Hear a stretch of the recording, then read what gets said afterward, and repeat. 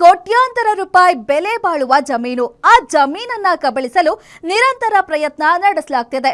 ಕಾನೂನು ಹೋರಾಟ ನಡೀತಿದ್ರು ಬಡ ಕುಟುಂಬದ ಮೇಲೆ ಡೆಡ್ಲಿ ಅಟ್ಯಾಕ್ ನಡೆಸಲಾಗಿದೆ. ಭೀಕರ ದಾಳಿಯ ದೃಶ್ಯ ಸಿಸಿ ಕ್ಯಾಮೆರಾದಲ್ಲಿ ಸೆರೆಯಾಗಿದೆ. ಅಷ್ಟಕ್ಕೂ ಇಂಥದ್ದೊಂದು ಘಟನೆ ನಡೆದಿದ್ದಾದ್ರೂ ಎಲ್ಲಿ ಅಂತೀರಾ? ಈ ಸ್ಟೋರಿ ನೋಡಿ. ಆಸ್ತಿ ವಿಚಾರಕ್ಕೆ ಮಾರಕಾಸ್ತ್ರಗಳಿಂದ ಡೆಡ್ಲಿ ಅಟ್ಯಾಕ್. ಲಾಂಗು ದೊಣ್ಣೆಯಿಂದ ಅಟ್ಟಾಡಿಸಿಕೊಂಡು ದಾಳಿ. ಕಣ್ಣೆದುರೇ ರಕ್ತ ಪಿಪಾಸುಗಳಂತೆ ಲಾಂಗು ಮಚ್ಚು ಹಿಡಿದು ಬೀಸ್ತಾ ಇರುವ ನರಹಂತಕರು. ಸಿನಿಮಾ ಸ್ಟೈಲ್ನಲ್ಲಿ ಪ್ರಾಣ ರಕ್ಷಣೆಗಾಗಿ ಓಡ್ತಾ ಇರುವ ಯುವಕರು.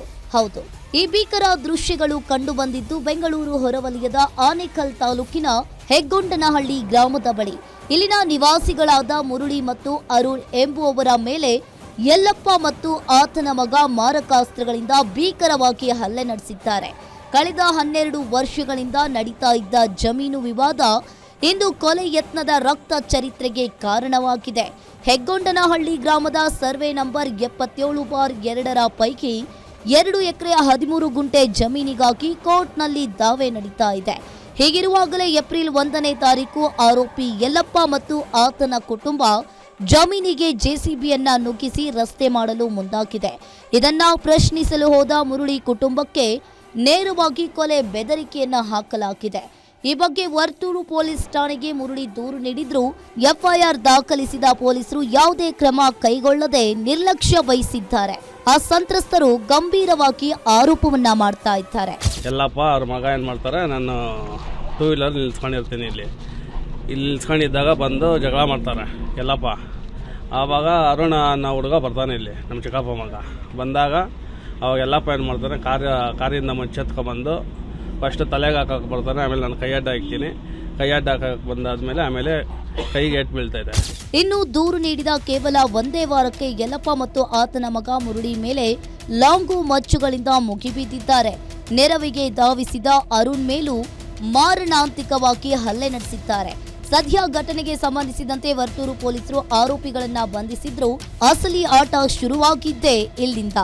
ಜೈಲಿಗೆ ಹೋಗಿ ಬೇಲ್ ಮೇಲೆ ವಾಪಸ್ ಬಂದಿರುವ ಯಲ್ಲಪ್ಪ ಈಗ ಮತ್ತೆ ಮುರಳಿ ಇಡೀ ಕುಟುಂಬವನ್ನೇ ಮುಗಿಸುವುದಾಗಿ ಬೆದರಿಕೆಯನ್ನ ಹಾಕ್ತಾ ಇದ್ದಾನೆ.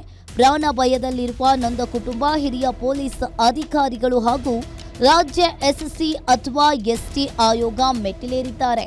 ಆಯೋಗವು ನೊಂದ ಕುಟುಂಬಕ್ಕೆ ತಕ್ಷಣ ರಕ್ಷಣೆ ನೀಡುವಂತೆ ಪೊಲೀಸರಿಗೆ ಖಡಕ್ ಆಗಿ ಸೂಚನೆಯನ್ನ ನೀಡಿದ್ರು.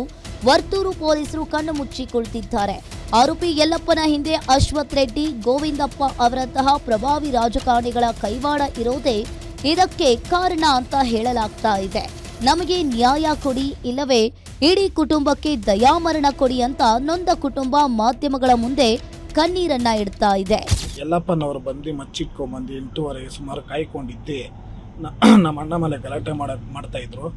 ಆಗ ನಾನು ಬಿಡ್ಸಕ್ಕಂದ ಹೋದಾಗ ಸಾಯಿಸಕ್ಕಂದ್ಬಿಟ್ಟೆ ಪ್ರಯತ್ನ ಪಟ್ಟು ಸಾಯಿಸಕ್ಕೆ ಬಂದು ಕೈ ಅಡ್ಡ ಕೊಟ್ಟು ಮತ್ತೆ ಕೆಳಗಡೆ ಬಿದ್ದಾಗ ಮತ್ತೆ ಕಾಲಿಗೆಲ್ಲ ಹೊಡೆದು ಇದು ಮಾಡಿದ್ದಾರೆ. ಒಟ್ಟಿನಲ್ಲಿ ಪ್ರಭಾವಿಗಳ ಒತ್ತಡಕ್ಕೆ ಮಣಿದು ಕಾಕಿ ಪಡೆ ರೌಡಿಗಳಿಗೆ ರೆಡ್ ಕಾರ್ಪೆಟ್ ಹಾಸ್ತಾ ಇದೆಯಾ? ಕೋರ್ಟ್ ಮೆಟ್ಟಿಲೇರಿರುವ ಜಮೀನಿನಲ್ಲಿ ರಕ್ತ ಹರಿಸಿದ ಆರೋಪಿಗಳಿಗೆ ಪೊಲೀಸರ ಬೆಂಬಲ ಸಿಗ್ತಾ ಇದೆಯಾ? ಇನ್ನಾದ್ರೂ ಹಿರಿಯ ಅಧಿಕಾರಿಗಳು ಎಚ್ಚೆತ್ತುಕೊಂಡು ಈ ಬಡ ಕುಟುಂಬಕ್ಕೆ ನ್ಯಾಯವನ್ನ ಒದಗಿಸ್ತಾರಾ ಅಂತ ಕಾದು ನೋಡಬೇಕಿದೆ. Ambareesh Thimmegowda, guarantee news, Anekal.